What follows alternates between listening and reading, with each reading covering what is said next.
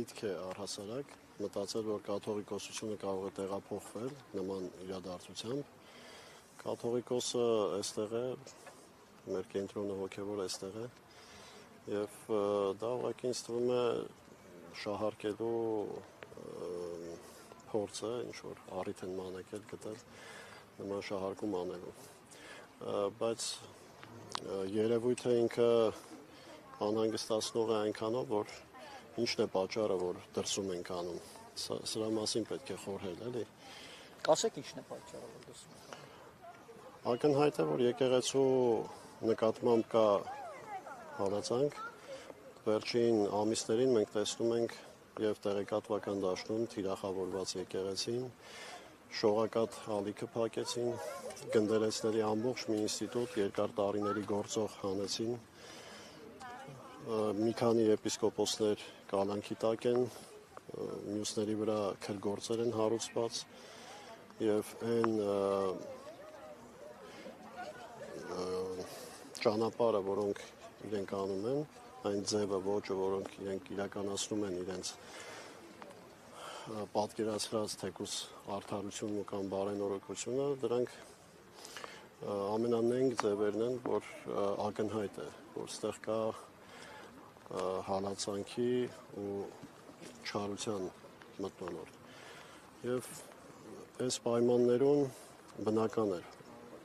նման որոշումը, որ դրսում կարող է լինել։ Մեզ հիմա պետք է հետաքրքրի, ինձ թվում է հենց սա, ինչու է այդ որոշումը կայացրել։ Իսկ ինչ քայլերի կարող եք սպասել, ինչ կարող են անել կառավարությունը, հնարավոր է արգելքներ, ինչ կարող է սպասել եկեղեցին։ Մեծ հոգևորական ըստեյության արդեն իսկ չեն կարող երկրից դուրս գալ։ Մյուսների նկատմամբ դաս։ Մյուսների նկատմամբ հնարավոր է, որ կրկին բռնաճնշումներ լինեն, նրանց նկատմամբ քրեական գործեր հարուցվել կամ փորձեն բերման ենթարկել։ Մենք իրենցից ամեն ինչ սպասում ենք, արդեն իսկ հասկացել ենք, որ իրենք ամեն ինչի ընդունակ են, իրենց համար ոչ մի սահման կամ արգելք չկա եւ այս անօրեն վիճակում իրենք ամեն ինչի ընդունակ են։ Բայց միևնույն ժամանակ մենք էլ հանգիստ ենք, որտեղ գիտենք, որ մեր ներսի հանգստությունն ու խաղաղությունը մարդուց չի, Աստծուց է։ Մենք գիտենք, որ Աստված մեզ հետ է, մեզ աջակցում է, Աստված վեհապարի կողքին է եւ վեհապարի խիզախ կեցվածքը մեզ բոլորիս ուժ է տալիս։ Վեհապարի խոսքերն է մեզ ուղված մեր հանդիպման ժամանակ, ինքը պատրաստ է անգամ բանտում նահատակվել, բայց իրենց այս չարի օրակարգը ինքը պատրաստ չի ընդունել։ Այսինքն նա չի բացառում, որ գուցե իրեն էլ փորձեն բերման ենթարկել։ Մենք էլի ոչ մի բան չենք բացառում։ Եթե Սամվել Կարապետյանը միայն մի խոսք ասեց ի աջակցություն եկեղեցու եւ այդ մի խոսքի համար մարդուն կարող են բանտարկել, իրենք ամեն ինչի ընդունակ են։ Իսկ եկեղեցին ինչ-որ քայլեր ձեռնարկելու է, որպեսզի չլինեն։ Այստեղ եկեղեցու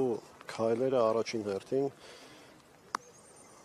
այս պառակտման ու չար ոգուն չտրվելն է։ Բոլոր սուրբ հայրերը ասում են, որ նախ Աստվածաշունչն է ասում, որ եկեղեցին Քրիստոսի ամբողջական մարմինն է։ Եվ եկեղեցին պառակտելը